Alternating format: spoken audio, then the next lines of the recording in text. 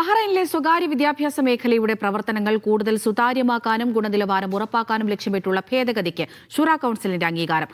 1998 നിയമത്തിൽ പുതുതായി കൊണ്ടുവരുന്ന 36 അനുച്ഛേദങ്ങളുള്ള ഭേദഗതിയാണ് ഷൂറ കൌൺസിൽ അംഗീകരിച്ചത്.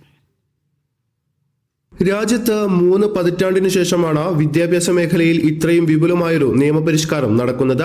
ബഹ്റൈനിലെ സ്വകാര്യ സ്കൂളുകളുടെയും വിദ്യാർത്ഥികളുടെയും എണ്ണം ഇരട്ടിയായി വർദ്ധിച്ച സാഹചര്യത്തിൽ പഴയ നിയമം പര്യാപ്തമാകില്ലെന്ന വിലയിരുത്തലിലാണ് പുതിയ ഭേദഗതി. ഭേദഗതിയിലെ പ്രധാന നിർദ്ദേശങ്ങൾ പ്രകാരം നഴ്സറികൾ, കിൻഡർ ഗാർഡനുകൾ എന്നിവയുൾപ്പെടെ എല്ലാ സ്വകാര്യ വിദ്യാഭ്യാസ സ്ഥാപനങ്ങളും ഇനി മുതൽ വിദ്യാഭ്യാസ മന്ത്രാലയത്തിന്റെ നേരിട്ടുള്ള മേൽനോട്ടത്തിലായിരിക്കും. മന്ത്രാലയത്തിന്റെ മുൻകൂർ അനുമതിയില്ലാതെ ട്യൂഷൻ ഫീസ് ഉൾപ്പെടെയുള്ള കാര്യങ്ങളിൽ വർധനവ് സാധിക്കില്ല.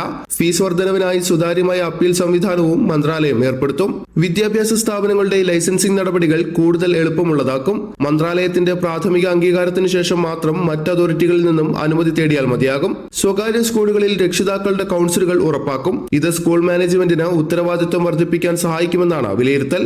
സ്കൂൾ ജീവനക്കാരുടെ നിയമനത്തിന് മുൻപ് ആഭ്യന്തര മന്ത്രാലയവുമായി സഹകരിച്ച് കർശനമായ പരിശോധനകൾ നടത്തും. നിയമലംഘനം നടത്തുന്ന സ്ഥാപനങ്ങൾക്കെതിരെ കർശന നടപടികളും ബില്ലിൽ വ്യവസ്ഥ ചെയ്യുന്നുണ്ട്. ലൈസൻസ് ഇല്ലാതെ പ്രവർത്തിക്കുകയോ തെറ്റായ വിവരങ്ങൾ നൽകുകയോ ചെയ്താൽ 1 ലക്ഷം ദിനാർ വരെയാകും പിഴ അടയ്ക്കേണ്ടി വരിക. ഗുരുതരമായ നിയമലംഘനങ്ങൾക്ക് 1 വർഷം വരെ തടവ് ശിക്ഷയും ലൈസൻസ് റദ്ദാക്കൽ ഉൾപ്പെടെയുള്ള നടപടികളും നേരിടേണ്ടി വരും. Media 1, Bahrain.